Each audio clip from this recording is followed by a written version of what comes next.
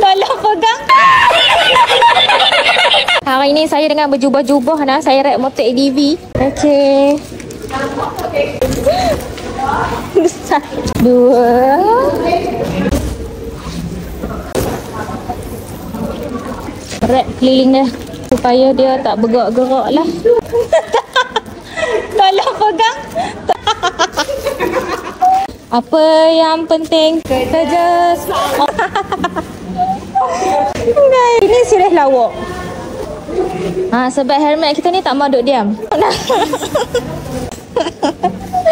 Saya ride keliling. So, saya dengan berjubah-jubah tau. Apakah alasan untuk tak ride motor? Okay. So biasanya lepas ni kami tak ride. Okay, itu je lah video kita. So Abang Zul pun dah membawa pergi motor tu. So terima kasih Roslyn sebab beli motor dengan kami. Bye motor.